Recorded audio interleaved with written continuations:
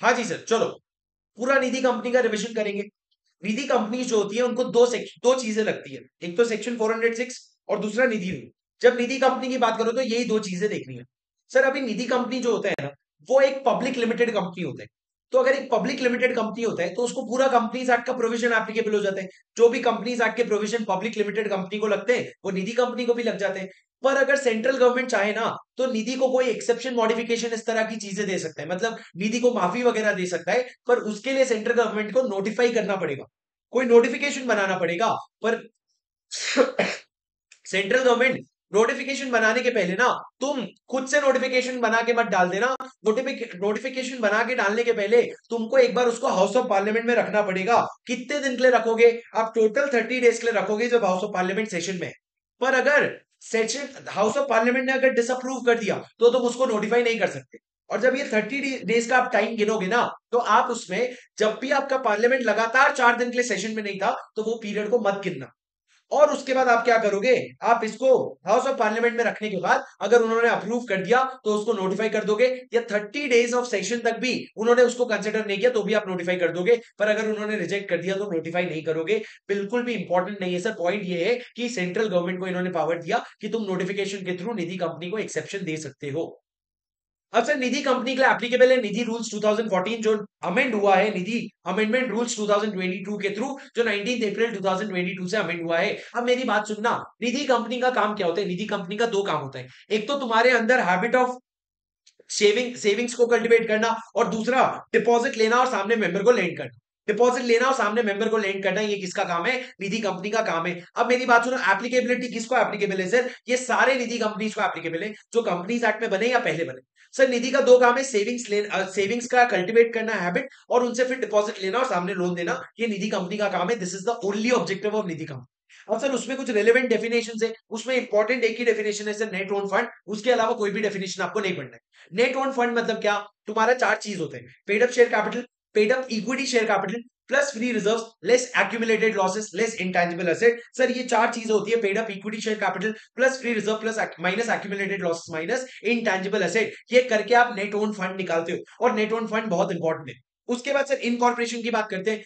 Incorporation जब company का होता है ना, तो आपको सबसे पहले पैसे लगाने पड़ते हैं। तो लॉ ने बोला है कि जो minimum paid up equity share capital होगा वो आपका 5 लाख रुपए नहीं, 5-10 लाख रुपया होगा। और ये 19 अप्रैल 2022 से एप्लीकेबल है। सर ये इंपॉर्टेंट डेट है जो आप याद कर लो, ये जो अमेंडमेंट हुआ था ना, ये पूरा 19 अप्रैल 2022 से एप्लीकेबल है। तो सर आपको 19 अप्रैल 2022 के बाद अगर निधि कंपनी खोलना है तो आपको 10 लाख रुपए इन्वेस्ट करना पड़ेगा। कितना? 10 लाख रुपए इन्वेस्ट करना पड़ेगा। और उसके बाद जो एग्जिस्टिंग निधि कंपनी है ना, अगर उनका paid up equity share capital 10 lakh से कम है तो उनको 10 लाख तक बढ़ाना पड़ेगा। और वो बढ़ाने के लिए उनको 18 महीने का समय दिया गया है।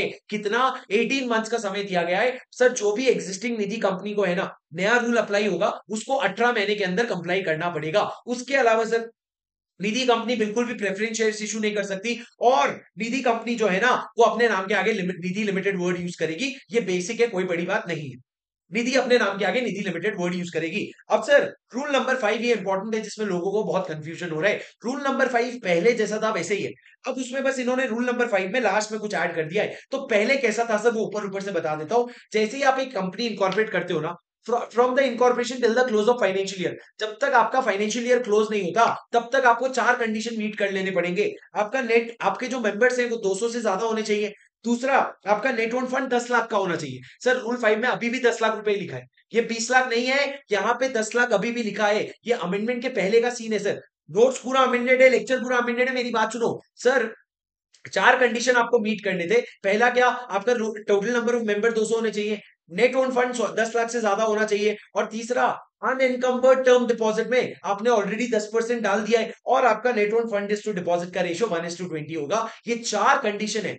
ये चार कंडीशन है जो आपको मीट करना पड़ेगा अगर आप निधि कंपनी हो, आपको एक साल के अंदर। सर ये जो एक साल लिखा है ना, यहाँ पे एक साल लिखा हुआ है, पर इसका मतलब ये निकल के आएगा कि फाइनेंशियल ईयर के अंदर, जब आपका ईयर शुरू, आप जब इनकॉर्पोरेट हुए, जब आपका फाइनेंशियल ईयर खत्म होगा तब तक ये चार कंडीशन आपको मीट करना था। अगर आप नहीं मीट कर पा रहे हो तो आप रीजनल डायरेक्टर को एप्लीकेशन देके एक्सटेंशन ले सकते थे, और एक्सटेंशन मिलता आपको एक और फाइनेंशियल ईयर का। सर कैसे एक्सटेंशन ले सकते थे वो सब अभी रेलिवेंट नहीं है, और कुछ स्टैट्यूटरी कंप्लायंसेस थे वो भी रेलिवेंट नहीं है। अब इन्होंने सर लास्ट में क्या अमेंडमेंट ऐड किया, इन्होंने बोला कि अब जो ये रूल 5 था ना, ये पूरा का पूरा पुराने निधि कंपनीज को, नए निधि कंपनीज को अप्लाई नहीं होगा। नए वाले निधि कंपनी को ये पूरा रूल अप्लाई ही नहीं होगा। मतलब ये सारी बातें अब बकवास होगी। क्यों सर? क्योंकि अभी चीजें बदल गई है, और जो चीजें बदली है वो आपके आईसीआई मॉड्यूल में नहीं है, पर वो एक्स्ट्रा है, मैं आपको बता रहा हूँ चीजें बदल के क्या हो गई। अब अगर आप निधि कंपनी बनाना चाहते हो ना, सबसे पहले पब्लिक लिमिटेड कंपनी इनकॉर्पोरेट करो। इनकॉर्पोरेट करने के 120 दिन के अंदर आप ये देखो कि आपके नंबर ऑफ मेंबर्स 200 से ज्यादा हो गए, और आपका नेट ओन फंड जो है ना 20 लाख से ज्यादा हो गया। कितने लाख से ज्यादा? 20 लाख से ज्यादा हो गया। कितने दिन के अंदर? अब और एक साल नहीं सर, 120 दिन के अंदर। जब ये दोनों चीजें आप कर लोगे ना, उसके बाद आप सेंट्रल गवर्नमेंट को अप्लाई करो। उसके बाद आप क्या करो? सीजी को अप्लाई करो, और सीजी को अप्लाई करो इन द फॉर्म NDH4। और अप्लाई करके बोलो, हे सीजी, मेरे को तू क्या दे दे? निधि कंपनी का स्टेटस दे दे, और फिर तुमको निधि कंपनी का स्टेटस मिलेगा। पहले क्या होता था? पहले तुम निधि कंपनी बनते थे, फिर कंडीशंस मीट करते थे। अब तुम कंडीशन मीट करोगे तभी निधि कंपनी बनोगे। ये इन्होंने अमेंडमेंट कर दिया। पहले सर पुरानी बातें थी, अभी नीचे नई बात लिखी है, पर ये मैं बता दूं, ये आपके आईसीआई मॉड्यूल में नहीं है, आरटीपी में भी नहीं है। उसके बाद सर इन्होंने बोला कि निधि कंपनी के लिए कुछ रेस्ट्रिक्शंस और प्रोहिबिशंस होंगे।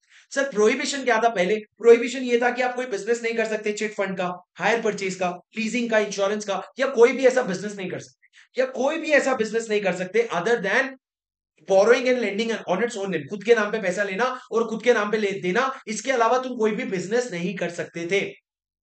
और सर आप क्या नहीं कर सकते थे?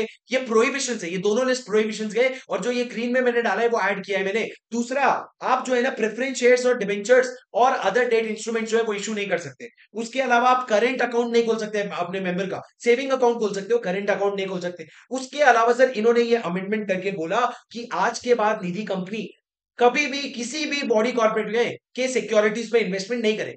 आप लोग इन्वेस्टमेंट नहीं करोगे, चाहे एसआर पास कर लो, चाहे बोर्ड रेजोल्यूशन पास कर लो, हमने स्ट्रिक्टली प्रोहिबिशन लगा दिया तीन चीजों पे। ना ही आप किसी कंपनी के शेयर्स खरीदोगे, ना ही आप किसी कंपनी के बोर्ड ऑफ डायरेक्टर का कंट्रोल करोगे कॉम्पोजिशन, और ना ही आप किसी का मैनेजमेंट चेंज करोगे। आप कोई भी काम नहीं करोगे सर, आप कोई भी ऐसा काम नहीं करोगे जिसके लिए आप नहीं बने हो। ना ही आप सिक्योरिटीज खरीदोगे, ना ही आप कॉम्पोजिशन चेंज करोगे, और ना ही कुछ करोगे। उसके अलावा सर आपको पता है, डिपॉजिट सिर्फ मेंबर से लेने का, और लोन सिर्फ मेंबर को देने का। और डिपॉजिट आप बॉडी कॉर्पोरेट से नहीं ले सकते, और लोन भी आप बॉडी कॉर्पोरेट को नहीं दे सकते। मतलब आपके कंपनी का जो मेंबर है ना, वो कभी भी बॉडी कॉर्पोरेट नहीं हो सकता। उसके अलावा आपने अगर कोई लोन दिया है तो बदले में सिक्योरिटी लेते हो, उसको आप प्लेज नहीं कर सकते।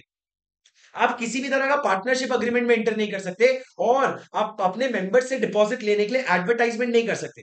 पर अगर आपने प्राइवेट एडवर्टाइजमेंट किया तो लॉ बोलते हैं वो चल जाएगा, कोई प्रॉब्लम नहीं है। नेक्स्ट, आप कोई भी तरह का ब्रोकरेज या इंसेंटिव नहीं पे कर सकते डिपॉजिट लाने के लिए। और सबसे इंपॉर्टेंट पॉइंट सर, आप किसी भी तरह का लोन नहीं रेज करोगे बैंक से या पब्लिक फाइनेंशियल इंस्टीट्यूशन से या किसी से भी। For what? For lending to the members. Members को लोन देने के लिए, पैसा देने के लिए आप कहीं बाहर से लोन नहीं रेज कर सकते। ये सारी चीजें प्रोहिबिटेड है और सारी लॉजिकल है। एग्जाम में ऐसा क्वेश्चन नहीं आना चाहिए कि प्रोहिबिशन पूरा लिखो। ऐसा आ सकता है कि लोन के बारे में बताओ, या ऐसा आ सकता है कि मेंबर सिक्योरिटीज अक्वायर करने के बारे में बताओ, पर ये पूरा आपका प्रोहिबिशन है।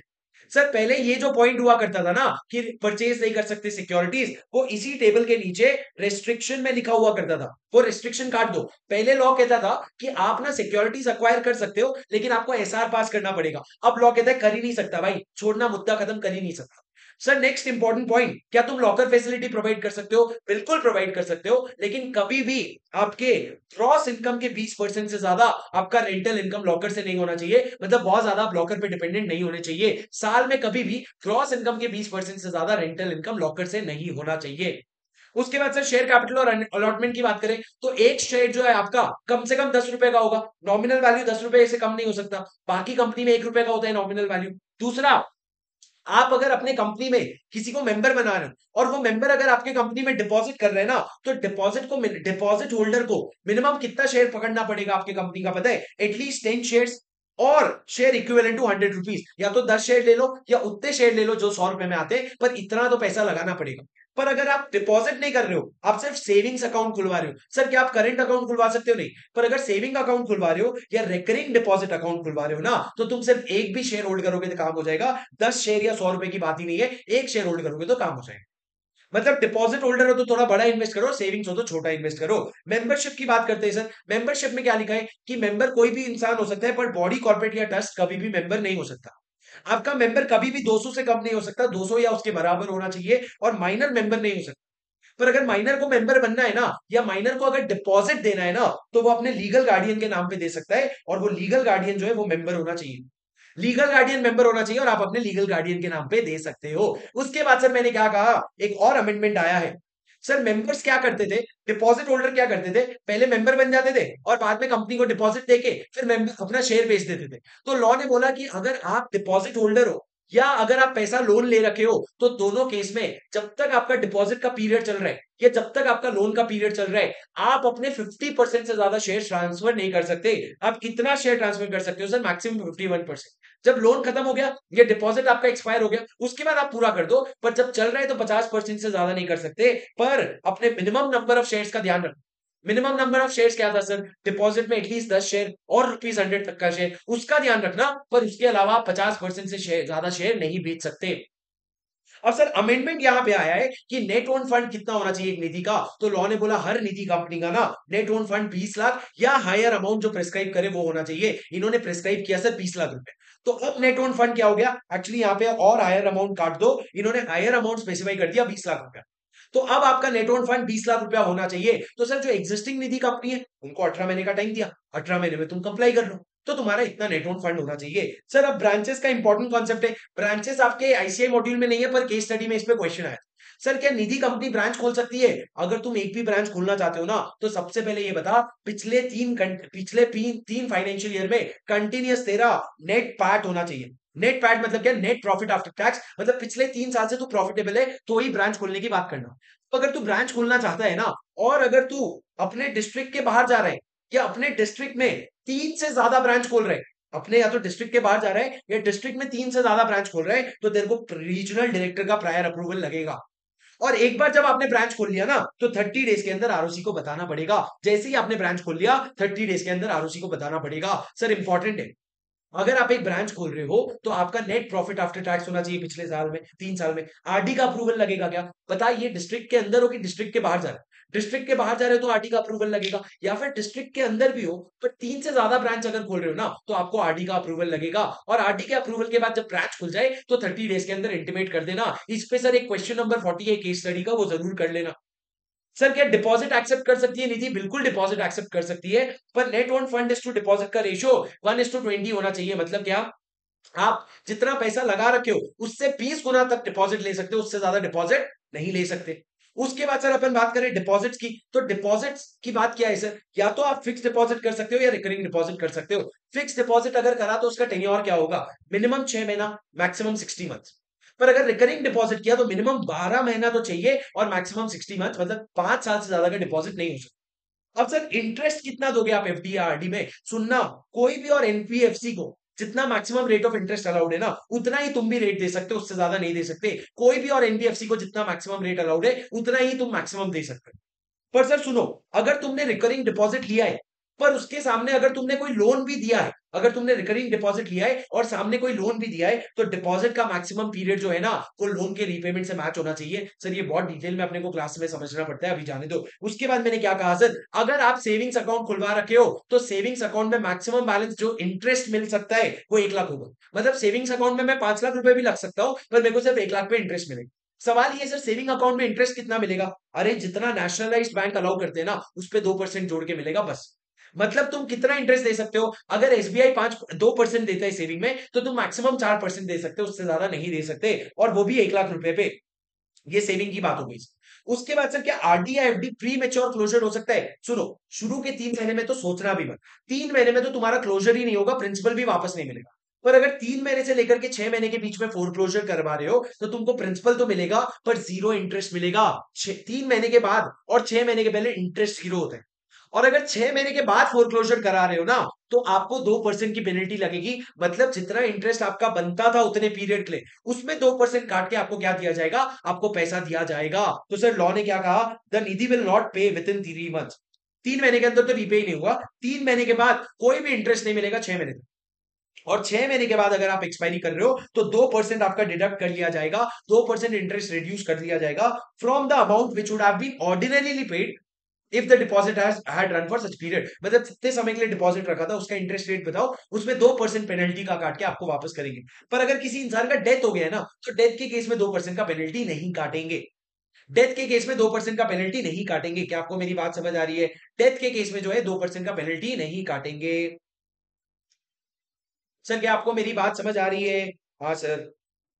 अब सर बात करते हैं अनइनकम्बर्ड टर्म डिपॉजिट की। What is unencumbered term deposit? Unencumbered term deposit मतलब, सर अनइनकम्बर्ड टर्म डिपॉजिट मतलब क्या? अगर तुम पैसा ले रहे हो ना, तो जैसे बैंक्स को एसएलआर सीआरआर क्रिएट करना होता है, मतलब एक रिजर्व क्रिएट करना होता है बैंक को, वैसे ही निधि कंपनी को ना अपने डिपॉजिट में 10% जो है ना वो अनएनकम्बर्ड टर्म डिपॉजिट में डालना पड़ता है। सर ये टर्म डिपॉजिट कराओगे कहां पे? आप या तो scheduled commerce bank commercial bank में करवा लो या पोस्ट ऑफिस में करवा लो, या तो शेड्यूल्ड कमर्शियल बैंक में करवा लो या पोस्ट ऑफिस में करवा लो, पर अनएनकम्बर्ड होना चाहिए। पर सर कितना अमाउंट करवाएंगे? तो लॉ ने कहा देख, जिस मंथ में तू टर्म डिपॉजिट करवाना चाहता है ना, उसके 2 महीने पहले चले जा। अगर तू मई में करवाना चाहता है तो अप्रैल छोड़ और मार्च में चले जा। मार्च का जो लास्ट वर्किंग डे था, उस दिन जो तेरा टोटल डिपॉजिट का बैलेंस था ना, जितना डिपॉजिट था उसका 10% जो है मिनिमम इस महीने तेरे को टर्म डिपॉजिट रखना पड़ेगा। मतलब अगर सर मार्च के एंड में मेरा 100 करोड़ का डिपॉजिट था, तो 10 करोड़ जो है मेरे को पूरे मई के महीने में क्या करना पड़ेगा? As a deposit unencumbered term deposit रखना पड़ेगा। पर अगर मेरे को वो 10 करोड़ में सर, अगर ये 10 करोड़ में से भी कुछ पैसा निकालना है ना, तो मैं निकाल सकता हूं, लेकिन मेरे को रीजनल डायरेक्टर का अप्रूवल लगेगा। उसके अप्रूवल के बाद मैं ये लिमिट कम कर सकता हूं, पर मैं पैसा वापस रिस्टोर करना पड़ेगा। मतलब ये 10 करोड़ में से मान लो 2 करोड़ निकाल लिया, तो आरडी को पूछना पड़ेगा, और पूछने के बाद मेरे को वापस ये 2 करोड़ भी एक समय के बाद डालना पड़ेगा। ये अनएनकम्बर्ड टर्म डिपॉजिट है सर। इसमें अमेंडमेंट ये आया है कि जो आपको आरडी से पूछना पड़ेगा ना, वो अप्रूवल आप एनडीएच 2 फॉर्म में दोगे। एनडीएच 2 फॉर्म में आप आरडी का अप्रूवल लोगे कि आरडी मैं टर्म डिपॉजिट का बैलेंस कम कर रहा हूं लिमिट से, प्लीज मेरे को करने देना। ठीक है। उसके बाद सर बात करते हैं लोन्स की। क्या आप मेंबर को लोन दे सकते हो? जी हाँ, मेंबर को लोन दे सकते हो। उसके बाद अलावा किसी को भी लोन दे सकते हैं। सवाल ये कितना लोन दे सकते हो सर, लिमिट क्या है? तो लॉ ने बोला डिपेंड करता है कितना डिपॉजिट है हमारे पास। अगर 2 करोड़ तक का डिपॉजिट है तो लोन होगा 2 लाख का। अगर 2 करोड़ से 20 करोड़ है तो पर मेंबर, ये लोन का नंबर पर मेंबर है सर, पर मेंबर आप 7.5 लाख रुपए दे सकते हो। सर ये जो लिमिट है, ये टोटल है, ये लिमिट टोटल है, और ये लिमिट जो है ये पर मेंबर है। अगर टोटल डिपॉजिट मेरे पास 2 करोड़ से 20 करोड़ है तो 7.5 लाख का। अगर टोटल डिपॉजिट 20 करोड़ से 50 करोड़ है तो 12 लाख का मैं लोन दे सकता हूं मेंबर को। और अगर डिपॉजिट 50 करोड़ से ज्यादा है तो 15 लाख का लोन दे सकता हूं पर मेंबर। ये मेरा लिमिट है, इससे ज्यादा लोन नहीं दे सकता। मतलब किसी भी हालत में मिनिमम 2 लाख लोन दे सकता हूं और मैक्सिमम 15 लाख लोन दे सकता हूं। 2 लाख, 7.5 लाख, 12 लाख, 15 लाख, 2 करोड़, 2 करोड़ से 20 करोड़, 20 करोड़ से 50 करोड़, और 50 करोड़ से ज्यादा, ये आपका लोन का लिमिट हो गया। अब सर सुनो, अगर एक निजी कंपनी है जो पिछले 3 साल में प्रॉफिट नहीं कर रही है, पिछले 3 साल से लॉस में है, तो ये जो लिमिट है ना, ये हाफ हो जाएगा। ये लिमिट जो है ये आपका हाफ हो जाएगा, 50% हो जाएगा, अगर पिछले 3 साल से लोन नहीं है। अगर सर किसी पिछले साल से प्रॉफिट नहीं है, अगर सर आपने किसी को लोन दिया और अगर उसने डिफॉल्ट कर दिया ना, तो अब वो फर्दर लोन के लिए एलिजिबल नहीं है। फर्दर लोन के लिए बिल्कुल भी एलिजिबल नहीं होगा बंदा। अब सर ये इंपॉर्टेंट पार्ट है, अगर आप किसी को लोन दे रहे हो तो लोन के सामने आपको सिक्योरिटी लगेगा। सिक्योरिटी 3 तरह का हो सकता है सर, ये तीनों। कौन सा 3 सर? पहला, आप गोल्ड सिल्वर या ज्वेलरी को भी एज ए सिक्योरिटी ले सकते हो। पर अगर गोल्ड सिल्वर या ज्वेलरी को ले रहे हो तो जो लोन है ना, वो आप 1 साल से ज्यादा मत देना। क्यों सर? गोल्ड की वैल्यू नहीं है, 1 साल में बहुत बदल जाएगी, तो लोन जो है 1 साल के से ज्यादा मत देना। पर सर आप एक बात याद रखो, अगर मैं मेंबर को लोन दे रहा हूं तो सिर्फ सिक्योर्ड लोन ही दे सकता हूँ, अनसिक्योर्ड नहीं दे सकता। सिक्योर्ड में गोल्ड ज्वेलरी या सिल्वर लिया मैंने, तो लोन का पीरियड 1 साल से ज्यादा नहीं होना चाहिए। अगर मैंने इमूवेबल प्रॉपर्टी दिया, सॉरी इमूवेबल प्रॉपर्टी लिया, तो 3 कंडीशन ध्यान रखना कि पहला, लोन 7 साल का है, 7 साल के अंदर अंदर रीपे हो जाएगा, 7 साल से कम का है। दूसरा, जो लोन आपने लिया है ना, जो लोन आपने दिया है, उसकी value is less than 50% of the value of immovable property. मतलब अगर मैं निधि कंपनी हूं और निधि कंपनी ने शुभम को अगर लोन दिया क्योंकि वो मेंबर था, तो लोन कितने का दिया? 5 करोड़। तो सामने जो आप प्रॉपर्टी लोगे ना, वो कम से कम 10 करोड़ का होना चाहिए। मतलब इतना सेफ खेलोगे कि प्रॉपर्टी का 50% आप लोन देंगे। और तीसरा, आप जो लोन दे रहे हो ना अगेंस्ट इमूवेबल प्रॉपर्टी, वो टोटल लोन का 50% से कम होना चाहिए। मतलब कुछ लोन आपने गोल्ड के सामने दिया होगा, कुछ लोन इसके सामने, कुछ लोन इसके सामने, तो इमूवेबल प्रॉपर्टी के सामने जो लोन है ना, वो टोटल लोन का 50% से कम होना चाहिए, तभी जाके ये वैलिड होगा। ये तीनों कंडीशन मीट होने चाहिए अगर आप इमूवेबल प्रॉपर्टी के सामने लोन दे रहे हो। तीसरा, आप जो लोन है ना, फिक्स डिपॉजिट या NSC, fix deposit receipt, national saving certificate या किसी और गवर्नमेंट सिक्योरिटी के सामने भी लोन दे सकते हो। पर अगर आप लोन दे रहे हो ना, तो उसके मेच्योरिटी का ध्यान रखना। जो सिक्योरिटी आप प्लेज में ले रहे हो, जो फिक्स डिपॉजिट आपको प्लेज में दिया, उसका जो मेच्योरिटी है ना, it should be earlier of the loan period और 1 ईयर। जितने साल का लोन है या 1 साल, उसका अर्ली, उससे जो विच एवर इज अर्लियर, उतना मेच्योरिटी होना चाहिए। मतलब सर मैं आपको वैसे एग्जांपल नहीं लेना चाहिए अभी रिविजन क्लास में, पर मेरी एक बात समझो, अगर एक कंपनी है निधि कंपनी है, उसने अपने मेंबर को लोन दिया, मेंबर ने बदले में क्या दिया? National saving certificate. लोन कितने साल के लिए दिया सर? 5 साल के लिए। तो लॉ कहता है ये जो नेशनल सेविंग सर्टिफिकेट है ना, इसकी मेच्योरिटी होगी, या फिर ये जो फिक्स डिपॉजिट रिसीट है इसकी मेच्योरिटी होगी। इसकी मेच्योरिटी कितनी होनी चाहिए सर? तो लॉ कहता है पीरियड ऑफ लोन और 1 ईयर विचएवर इज अर्लियर। तो मैक्सिमम 1 साल का मेच्योरिटी होना चाहिए। अगर 2 महीने में भी मेच्योर हो जाएगा तो अच्छा है ना, तो हमारे पास वो कैश की तरह पड़ा हुआ रहेगा। उसके बाद सर अगर जॉइंट शेयर होल्डर है तो लोन किसको दोगे आप? अगर जॉइंट शेयर होल्डर है तो जिसका नाम ऊपर आता है, जिसका नाम पहले आता है, उसको आप लोन दोगे। रेट ऑफ इंटरेस्ट क्या होगा सर लोन पे? जो आप लोन दे रहे हो उसमें कितना इंटरेस्ट चार्ज करोगे? तो लॉ कहता है डिपॉजिट वाले से पैसा ले रहे हैं, उसको जितना इंटरेस्ट दे रहा है ना, उससे 7.5% का तो स्प्रेड रख सकते हैं। मतलब क्या? आपने जितना highest rate of interest offer offer किया है डिपॉजिट में, उसमें 7.5% जोड़ो। इतना आप लोन पे इंटरेस्ट दे सकते हो, 7.5% on the reducing balance method. पर सर एक बात याद रखना, जो रेट ऑफ इंटरेस्ट आपका लोन पे होगा ना, वो हर क्लास ऑफ लोन के लिए सेम रहेगा। मतलब हर क्लास ऑफ लोन के लिए फिक्स रहेगा हर जगह। मतलब अगर मैं गोल्ड के अगेंस्ट लोन दे रहा हूं तो 1%, अगर मैं प्रॉपर्टी के अगेंस्ट लोन दे रहा हूं तो 1%, क्या फिक्स रखोगे? और इसको आपको अपने ब्रांच ऑफिस में, रजिस्टर्ड ऑफिस में, सब जगह प्रोमिनेंटली डिस्प्ले करना पड़ेगा, एकदम क्लियरली बताना पड़ेगा हमारे लोन पे इंटरेस्ट रेट क्या है।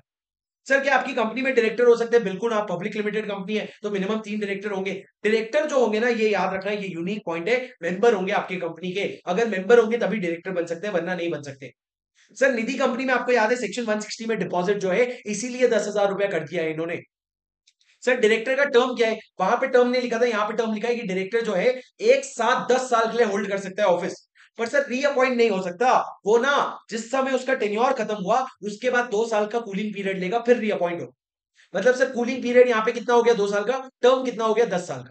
और बाकी जो 10 का प्रोविजन, डिक्लेरेशन का प्रोविजन और डिस्क्वालिफिकेशन का प्रोविजन, सारी चीजें वैसी की वैसी अप्लाई होगी, कोई प्रॉब्लम नहीं है। सर डिविडेंड की बात करें, बहुत मेजर अमेंडमेंट हुआ है। लॉ पहले कहता था कि डिविडेंड तुम 25% या उससे ज्यादा दे सकते हो, ज्यादा देने के लिए कुछ कंडीशंस थे। अब लॉ ने सब काट दिया, बोले भैया 25% तक का मैक्सिमम डिविडेंड दे सकते हो, उससे ज्यादा डिविडेंड दे ही नहीं सकते। बाकी सारी चीजें काट दी सर उन्होंने, जो भी लिखा था पूरा काट दिया। अभी बोला मैक्सिमम 25%। पहली बार लाइफ इजी की है। सर क्या आप ऑडिटर अपॉइंट कर सकते हो? बिल्कुल ऑडिटर अपॉइंट कर सकते हो। अगर इंडिविजुअल है तो एक टर्म अप टू 5 इयर्स के लिए, अगर फर्म है तो 2 टर्म 5 इयर्स ईच, मतलब टोटल 10 साल के लिए। और जब आपका टर्म खत्म हो जाएगा ना, उसके बाद 2 साल का आपको कूलिंग पीरियड लेना पड़ेगा, जैसे नॉर्मल कंपनी के लिए होता है। पर नॉर्मल कंपनी के लिए 2 साल नहीं होता है, निजी कंपनी के लिए 2 साल है। और सर निधि कंपनी के केस में आपको ना एक हाफ ईयरली रिटर्न फाइल करना पड़ेगा। ये हाफ ईयरली कैलेंडर का हाफ ईयर है, मतलब आपको जुलाई में एक रिटर्न फाइल करना पड़ेगा, जनवरी में एक रिटर्न फाइल करना पड़ेगा। कितने दिन के अंदर सर? जब आपका हाफ ईयर खत्म होता है ना, उसके 30 डेज के अंदर आप एक एनडीएस 3 में रिटर्न फाइल करोगे। और रिटर्न आप अकेले अकेले नहीं फाइल करोगे, उसको सर्टिफाई करवाना पड़ेगा बड़े लोगों से, सीए सीएसी या कॉस्ट अकाउंटेंट इन प्रैक्टिस से। 30 दिन के अंदर आप क्या करोगे? फाइल करोगे सर्टिफाई करवा के। मतलब जैसे ही आपका हाफ ईयर खत्म हुआ, कैलेंडर ईयर का हाफ ईयर मतलब 30 जून आया, उसके 30 दिन के अंदर अंदर आपको फाइल करना पड़ेगा। और ऑडिटर एक सर्टिफिकेट भी देगा। सर आपको पता है हर कंपनी में ऑडिटर अपना सर्टिफिकेट देता है, तो ऑडिटर हर साल अपना सर्टिफिकेट देगा। और जो ऑडिटर का सर्टिफिकेट है ना, उसको ऑडिट रिपोर्ट के साथ लगाना और उसको फाइल कर देना। और अगर निधि कंपनी ने कोई कॉन्ट्रावेंशन किया है तो निधि कंपनी को और ऑफिसर इन डिफॉल्ट को 5,000 रुपए का फाइन लगेगा। बहुत छोटा फाइन है सर, 5,000 रुपए तक का। और फर्दर फाइन लग सकता है 500 रुपीज पर डे का। सर फर्दर फाइन लग सकता है 5,500 रुपीज पर डे का। क्या आपको मेरी बात समझ आई है? सर ये पूरा आपका रिवीजन था निधि कंपनी के लिए। बस करते हैं यहाँ पे।